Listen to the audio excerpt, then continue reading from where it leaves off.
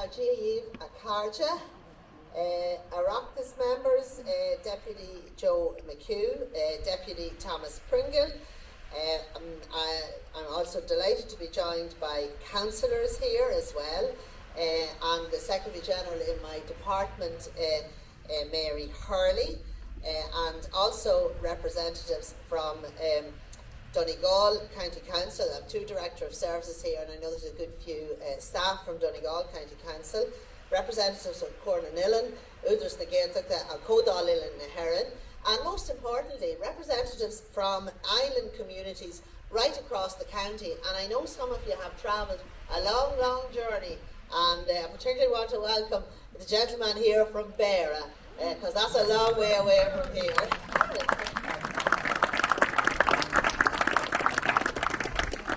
And I'm also delighted to be joined by representatives of the HSE here today as well. So that's it's good that you're here. And what can I say? This is a historic day. And it was in February of 1996 when the then Minister of State, Donal Carey, launched a strategic framework for developing our offshore islands.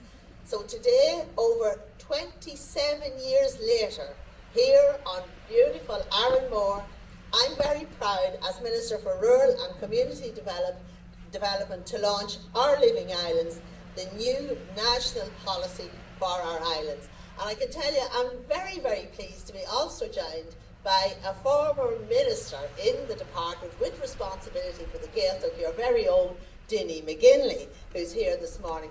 And he's also joined by a former Secretary General who soldiered for many, many years and worked with the islanders, and he's here as well this morning, Joe Hamill. So you're both very welcome. I'm delighted that you're here today, because times have changed, because I know Dinny recounted a story back in 2011, and now it was a bit bleak then, but things have changed a lot since then, Dinny, and I'm delighted today that this is a very positive day for the islands.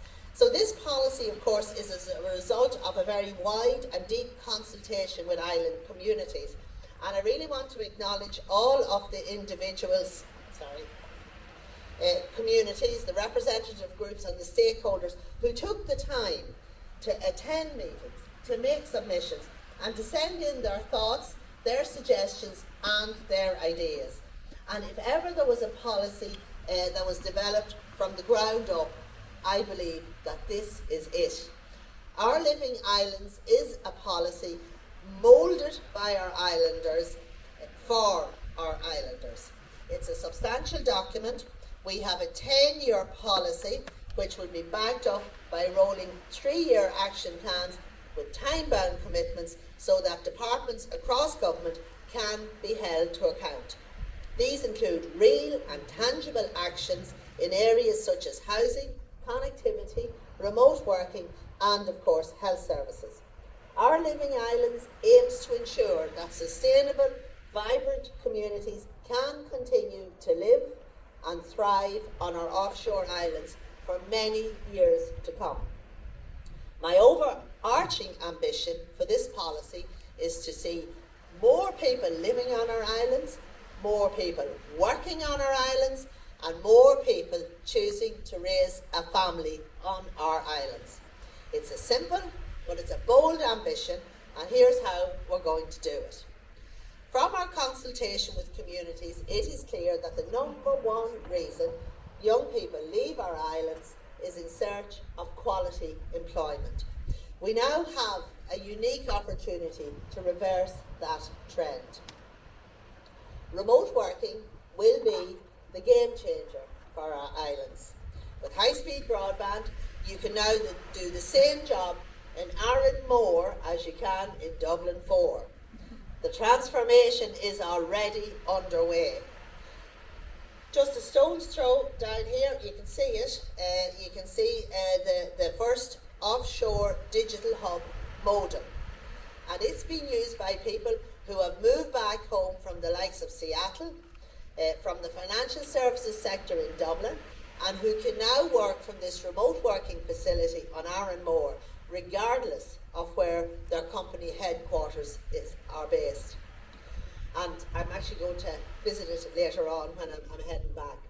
So through this policy, I want to see quality remote working hubs developed on every island, and my department will provide direct funding to island communities to help them achieve that ambition. The rollout of the National Broadband Plan and improved connectivity also gives rise to a whole host of other opportunities. New e-health pods will be piloted on our islands to give residents and families improved access to health appointments, and this has already been trialled on places like Clare Island in Mayo. It works, and I want to see it rolled out on all our islands.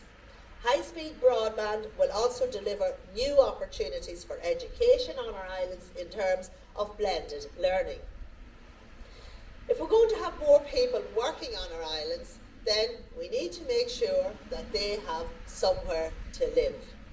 The Vacant Homes Refurbishment Grant has been a fantastic success, and today I'm announcing that my department will provide a 20% top-up payment specifically to support islanders who wish to turn vacant or derelict properties into homes. So this means that a young couple who renovate a vacant property right here on Arranmore or in Bear Island or on the Aran Islands will be able to avail of a grant of up to €60,000 for a vacant property and up to €84,000 for a derelict property.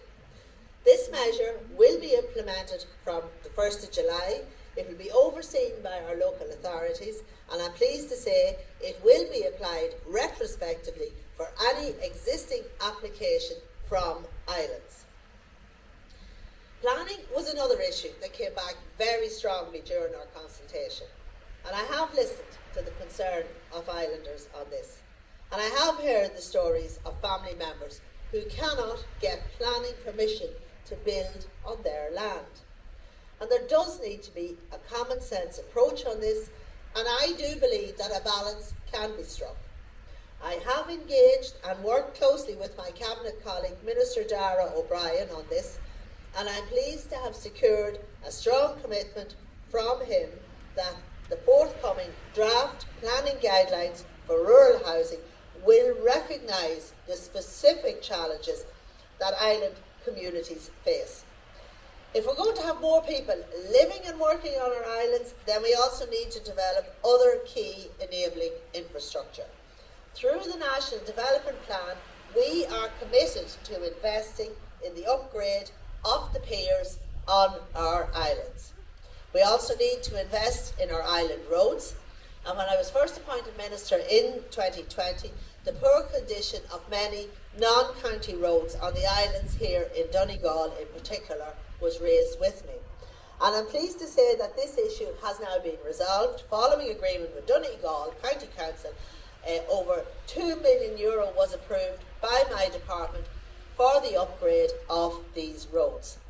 And if you would like to see the quality of these roads for yourself, I'd highly recommend a trip to the lighthouse here on Arranmore if you have time today.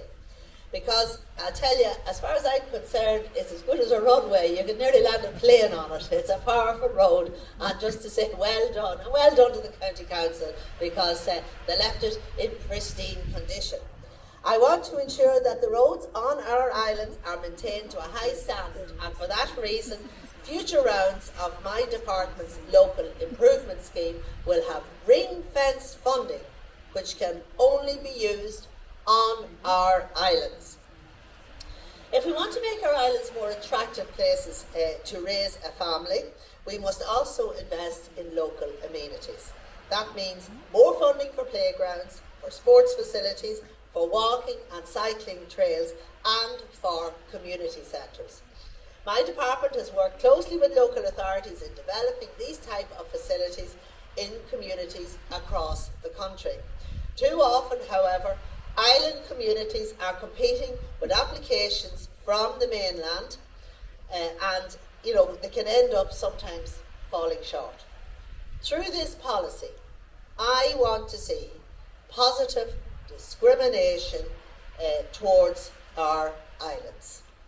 And for that reason, in future, all of my department's main funding schemes, whether it's TAR, whether it's LIS, whether it's Target Village Renewal or Rural Regeneration and Development Fund, will have ring-fenced allocations specifically for applications from our island communities. And this will ensure the islands get their fair share of the cake. Since there's no time like the present to start practicing what we preach, I'm delighted to announce funding of 1.9 million today for small capital projects on the islands this year. Our Living Islands is a whole of government policy, and as such I wish to acknowledge the cooperation and the support from colleagues across other government departments. However, I also have this warning for my colleagues. Deliver your actions and meet your targets, because I will be holding you to account. There is an onus on every government department to step up to the plate now and deliver for our islands. And I believe the will is there, and I do know that my Cabinet colleagues will do just that. This 10-year policy will be implemented through a joined-up, whole-of-government approach to investment and service delivery, with a committee chaired by my department overseeing its implementation. And to ensure accountability to our key stakeholders, I am pleased to say that I will be appointing representatives of the island communities to that committee. So, between myself and the island reps, I can tell you now, toes will be kept to the fire to ensure delivery. Finally, I would like to thank the island communities for working with us. I know that some of you have travelled a long way to be here with us today, and the wonderful shoreline amenity where we are standing today was developed with an investment of over 4 million from my department, and I was honoured to officially open it last year. And that shows what is possible. It shows you that the political will is there, and more importantly, so is the funding. And I want to see more of that on all of our islands. I want to particularly say thank you to my colleague here today, Deputy Joe McHugh. Joe, as we know, served as Minister for the Gaeltacht and was exemplary in that position, and then he went on to serve as Minister for Education. And I know the islands are very close to Joe's heart, and he said to me when I came in here, he says, "Heather, this is a great day for the islands." So, Joe, thank you for your support. Finally, I want to thank you all for the work you do, and I can assure you that my department will continue to support and engage with you. So I leave you now with that island strategy for you all to absorb. And I think it's fair to say every document that I have ever launched, I've always said it's a living document, and it will change as our needs change. So thank you so much. Go to Mila Mila Mahakim Gulai.